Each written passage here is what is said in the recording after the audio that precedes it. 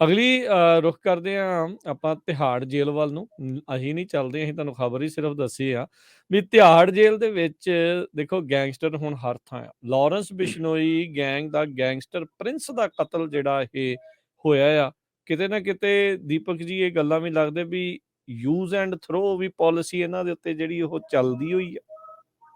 ਕਈ ਤਰ੍ਹਾਂ ਦੇ ਪਹਿਲੂ ਨੇ ਇਹਦੇ ਵਿੱਚ, ਦੋ ਤਿੰਨ ਤਰ੍ਹਾਂ ਦੇ ਮਸਲੇ ਵਿਚਾਰਨ ਦੀ ਲੋੜ ਹੈ ਰਾਜਕਰਨ ਜੀ। ਪਹਿਲਾਂ ਤਾਂ ਆਪਾਂ 3-4 ਦਿਨ ਪਹਿਲਾਂ ਹੀ ਗੱਲ ਕਰਕੇ ਹਟੇ ਕਿ ਭਾਰਤੀ ਜੇਲ੍ਹਾਂ ਹੁਣ ਮੁਰਗੀਖਾਨੇ ਬਣ ਕੇ ਰਹਿ ਗਈਆਂ। ਸਹੀ ਗੱਲ। ਕੁਝ ਕੈਦੀ ਠੂਸ ਕੇ ਰੱਖੇ ਨੇ ਤੇ ਜਿਹੋ ਜੀ ਮਨਸ਼ਾ ਵਾਲੇ ਹੈਗੇ ਨੇ, ਜਿਹੋ ਜਿਹੇ ਕੇਸਾਂ ਚੋਂ ਆਉਂਦੇ ਨੇ, ਹਰੇਕ ਆਪਣੇ ਆਪ ਨੂੰ ਮਤਲਬ ਕਿ ਮੁਖੀ ਸਮਝਦਾ ਉੱਥੇ ਕਿ ਮੈਂ ਹੀ ਲਾਣੇਦਾਰ ਹਾਂ, ਤੇ ਉਹ ਫਿਰ ਕਿਸੇ ਦੂਜੇ ਦੀ ਗੱਲ ਨਹੀਂ ਸੁਣਦਾ। ਉਹਦੇ ਵਿੱਚ ਤਕਰਾਰ, ਅੰਦਰ ਬਹਿਸ, ਫਿਰ ਅੱਛਾ ਗੈਂਗਸਟਰ ਨੇ ਜਿਹੜੇ, ਉਹਨਾਂ ਦੀ ਬਾਹਰ ਗੈਂਗਾਂ ਦੀ ਜਿਹਨਾਂ ਦੀ ਆਪਸੀ ਲੜਾਈ ਹੈ, ਅੰਦਰ ਜਾ ਕੇ ਬੈਰਕਾਂ 'ਚ ਇਕੱਠੇ ਹੋ ਜਾਂਦੇ ਨੇ, ਬਾਹਰ ਖੁੱਲੇ ਜਦੋਂ ਛੱਡੇ ਜਾਂਦੇ ਉੱਥੇ ਇਕੱਠੇ ਹੋ ਜਾਂਦੇ, ਫਿਰ ਉਹ ਲੜਾਈ ਹੁੰਦੀ ਹੈ। ਇੱਕ ਤਾਂ ਇਹ ਪਹਿਲੂ ਆ।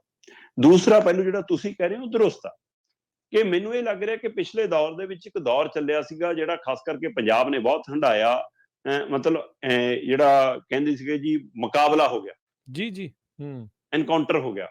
ਸੋ ਮਤਲਬ ਅਸਲੀ ਐਨਕਾਊਂਟਰ ਦੀ ਆੜ 'ਚ ਝੂਠੇ ਪੁਲਿਸ ਮੁਕਾਬਲੇ ਬਹੁਤ ਹੁੰਦੇ ਨੇ, ਹੈ ਨਾ, ਜਾਲੀ ਐਨਕਾਊਂਟਰ ਬਹੁਤ ਹੁੰਦੇ ਨੇ।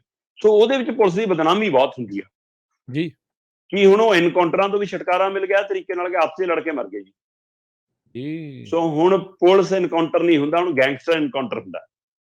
ਹੁਣ ਟਾਸਕ ਕੀ ਅੰਦਰ ਦਿੱਤਾ ਜਾਂਦਾ ਕਿ ਭਾਈ ਆਹ ਬੰਦੇ ਦੀ ਫੱਟੀ ਪੋਚ ਦਿਓ ਜੀ। ਸੋ ਇਸ ਲਈ ਇਹ ਵੀ ਸਵਾਲ ਖੜਾ ਕਿ ਕੀ ਇਹ ਆਪਣੇ ਆਪ ਹੀ ਆਪਸੀ ਅੰਦਰ ਲੜਾਈ ਦੇ ਵਿੱਚੋਂ ਕਤਲ ਹੁੰਦੇ ਨੇ, ਜਾਂ ਇਹ ਕਰਵਾਏ ਜਾਂਦੇ ਨੇ, ਇਹ ਸਿਆਸੀ ਕਤਲ ਨੇ।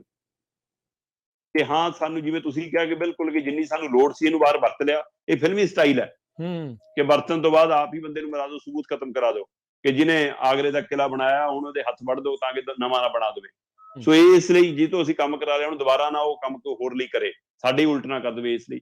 ਸੋ ਪਰ ਆਹ ਜਿਹੜਾ ਤਿਹਾੜ ਜੇਲ੍ਹ 'ਚ ਕਾਂਡ ਵਾਪਰਿਆ, ਇਹਦੇ ਨਾਲ ਇੱਕ ਵਾਰ ਫੇਰ ਗੈਂਗਸਟਰਵਾਦ ਦੀ ਸਥਿਤੀ, ਤੇ ਖਾਸ ਕਰ ਉਸ ਪੀੜ੍ਹੀ ਨੂੰ ਮੈਂ ਫੇਰ ਅਪੀਲ ਕਰਦਾ ਕਿ ਜਿਹੜੀ ਇਹਨਾਂ ਤੋਂ ਪ੍ਰਭਾਵਿਤ ਹੁੰਦੀ ਹੈ ਜੀ, ਉਹ ਇਹਨਾਂ ਦੇ ਮਤਲਬ ਹਸ਼ਰ ਜ਼ਰੂਰ ਦੇਖੇ ਕਿ ਇਹਨਾਂ ਦਾ ਆਖਰੀ ਹਸ਼ਰ ਕੀ ਹੁੰਦਾ, ਫਿਰ ਮਤਲਬ ਕਿੱਥੇ ਜਾ ਕੇ ਮਾਮਲਾ ਇਹਨਾਂ ਦਾ ਨਿਬੜਦਾ, ਉਹ ਜ਼ਰੂਰ ਇਹ ਗੌਰ ਕਰਨੇ ਗੱਲ।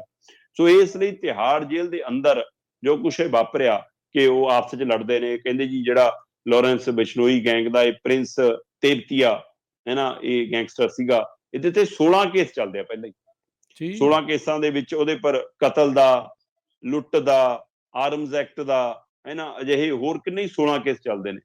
ਤੇ ਇਸ ਲਈ 2008 'ਚ ਉਹਦੇ ਖਿਲਾਫ ਲੜਾਈ ਝਗੜੇ ਦਾ ਪਹਿਲਾ ਕੇਸ ਬਣਿਆ ਸੀ, ਤੇ ਉਹ ਤੋਂ ਬਾਅਦ 2010 'ਚ ਉਹਦੇ ਪਰ ਕਤਲ ਦਾ ਕੇਸ ਬਣਿਆ, ਤੇ ਹੁਣ 16 ਕੇਸਾਂ ਦੇ ਨਾਲ ਉਹ ਅੰਦਰ ਸੀ।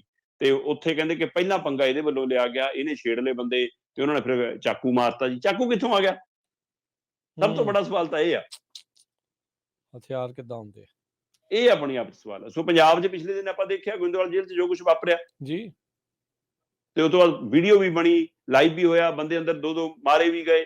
ਸੋ ਆਹ ਸਾਰੀ ਘਟਨਾਕ੍ਰਮ, ਸੋ ਲੁੱਟਾਂ ਖੋਹਾਂ, ਮੋਬਾਈਲ, ਨਸ਼ਾ, ਚਿੱਟਾ, ਜੋ ਕੁਝ ਮਿਲਦਾ ਜੇਲ੍ਹਾਂ ਦੇ ਅੰਦਰ, ਉਹਦੇ ਪਿੱਛੇ ਪੁਲਿਸ ਸਵਾਲਾਂ ਦੇ ਘੇਰੇ 'ਚ ਪਹਿਲਾਂ ਆਉਂਦੀ ਹੈ। ਇਹਨਾਂ ਘਟਨਾਵਾਂ ਲਈ ਜਿਹੜੇ ਨੇ ਕਤਲ ਕੀਤਾ ਉਹ ਨਹੀਂ, ਜੇਲ੍ਹ ਨੂੰ ਚਲਾਉਣ ਵਾਲੀਆਂ ਧਿਰਾਂ ਦੇ ਉੱਤੇ ਸਵਾਲ ਆਉਂਦਾ ਕਿ ਉਹ ਕੀ ਕਰਦੇ ਨੇ ਫਿਰ ਜੀ। ਕਹਿਣ ਨੂੰ ਇਹ ਸੁਧਾਰ ਕਰਨੇ, ਤੇ ਜੇ ਜੇਲ੍ਹ ਮਤਲਬ ਕਿ ਇਸ ਲਈ ਉਹ ਤੁਹਾਡੀ ਗੱਲ ਦਰੁਸਤ ਹੈ ਕਿ ਕੀ ਇਹ ਹੁਣ ਮਾਮਲੇ ਅਦਾਲਤ 'ਚ ਜਾ ਕੇ ਨਿਬੇੜਨ ਦੀ ਬਜਾਏ ਜੇਲ੍ਹਾਂ 'ਚ ਨਿਬੇੜੇ ਜਾ ਰਹੇ ਨੇ, ਕੀ ਐ ਨਿਬੜਨ ਲੱਗੇ? ਇਹ ਇੱਕ ਵੱਡਾ ਸਵਾਲ ਖੜਾ ਜੀ। ਬਿਲਕੁਲ ਦੀਪਕ ਜੀ, ਦੇਖਣਾ ਚਾਹੀਦਾ ਆ ਸਾਰਿਆਂ ਨੂੰ, ਇਨਕੁਆਇਰੀ ਇਹ ਉਹ ਹੋਣੀ ਚਾਹੀਦੀ ਹੈ, ਬਾਕੀਆਂ ਨੂੰ ਵੀ ਦੇਖਣਾ ਚਾਹੀਦਾ ਵੀ ਇੰਨਾ ਆਸਾਨ ਹੋ ਗਿਆ ਜੇਲ੍ਹਾਂ ਦੇ ਵਿੱਚ ਕਤਲੋ ਗਾਰਤ ਜਿਹੜਾ ਉਹ ਕਰਨਾ। ਜੇਲ੍ਹਾਂ ਵਿੱਚੋਂ ਫੋਨ ਆਉਣਗੇ ਤਾਂ ਗਾਣਿਆਂ ਦੇ ਵਿੱਚ ਸੁਣਦੇ ਸੀਗੇ, ਤੇ ਹੁਣ ਜੇਲ੍ਹਾਂ 'ਚ ਇੰਨੇ ਕਤਲ ਹੋਣਗੇ, ਇਹ ਇੱਕ ਚਿੰਤਾ ਦਾ ਵਿਸ਼ਾ।